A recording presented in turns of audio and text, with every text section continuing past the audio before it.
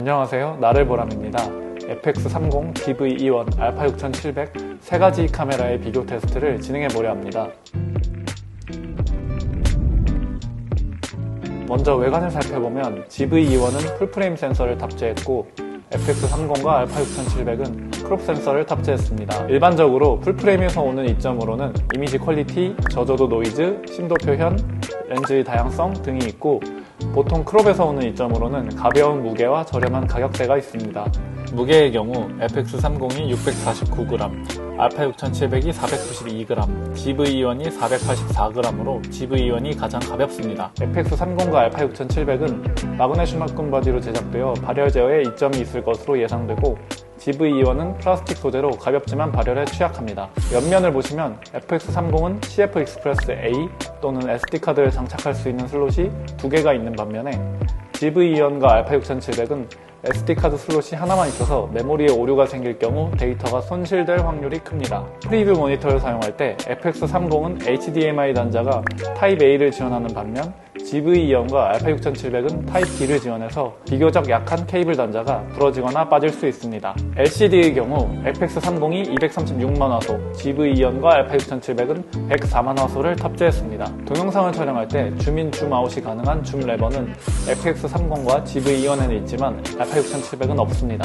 영상을 촬영할 때 카메라의 녹화 여부를 간편하게 확인할 수 있는 칼리 램프의 경우 FX30은 3개, DV-E1은 1개, α6700은 없습니다. 하지만 모니터 LCD 촬영 화면 표시를 통해 녹화 중 강조 표시를 설정해서 카메라 녹화 실수를 줄일 수 있습니다. DV-E1과 FX30은 뷰파인더가 따로 없습니다. 야외의 빛이 센 환경에서는 LCD보다는 뷰파인더로 확인하기 편리한 부분이 있습니다. α6700은 뷰파인더를 가지고 있습니다. α6700은 전자식 기계식 셔터를 지원하는 반면 DV-E1, FX30은 기계식 셔터가 없어 전자식 셔터에만 의존해야 하기 때문에 사진에 취약합니다. 센서 판독은 빠르지만 빠른 동작 장면에서 롤링 셔터 효과를 완전히 제거할 수 없습니다. FX30은 연사도 불가능합니다. α6700은 11연사, DV-E1은 10연사가 가능합니다.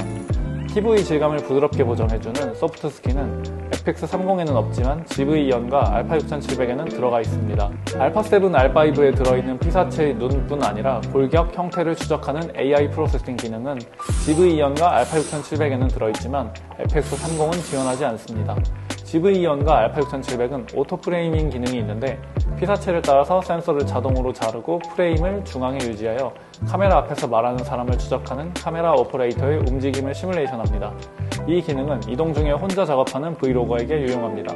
또 다른 기능으로 타임랩스 기능이 들어가 있어 캡처한 모든 프레임을 사용하여 카메라에서 비디오 파일을 생성할 수 있습니다. 얼굴, 눈인식 기능의 경우 FX30은 사람, 동물, 새만 추적이 가능하고 DV-E1과 α6700은 사람, 동물, 새는 물론 자동차, 기차, 곤충, 비행기의 피사체를 인식하고 추적할 수 있습니다.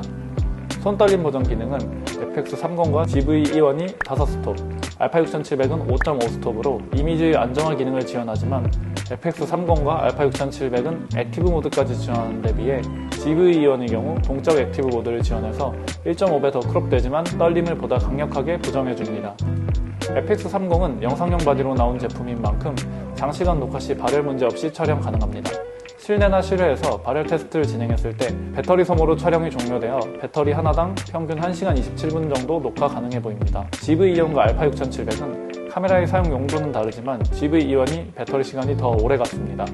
실내에서 디스플레이를 열고 테스트했을 때 6분가량 차이가 났고 디스플레이를 닫고 확인했을 때 18분가량 차이가 났습니다. 실외에서는 디스플레이를 열고 촬영했을 때 10분가량 차이가 났고 디스플레이를 닫고서는 6분가량 차이가 났습니다. 펌웨어 업데이트로 α6700 카메라의 발열이 조금 더 나아질지는 모르겠지만 현재로서는 α6700이 촬영 녹화 시간이 짧아 아쉬운 부분이 있습니다. 다음은 카메라별로 보기 쉽게 정리한 표입니다.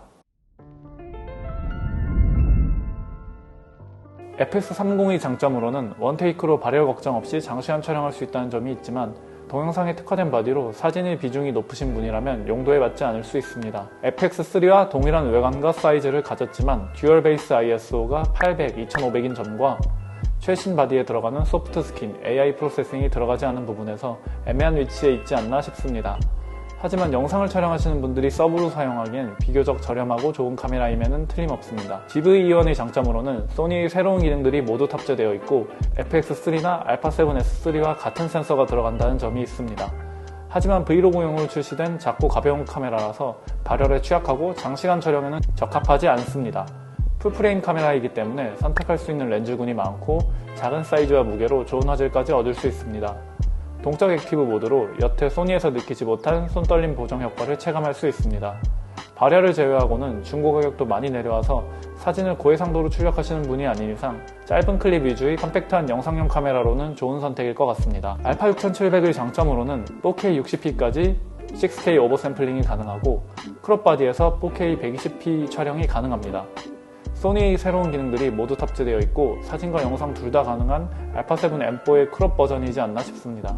하지만 발열 테스트에서 생각보다 좋은 성적을 보여주지 못했기 때문에 영상용으로 좋은 카메라인가를 놓고 봤을 때는 아쉬운 바디이긴 합니다.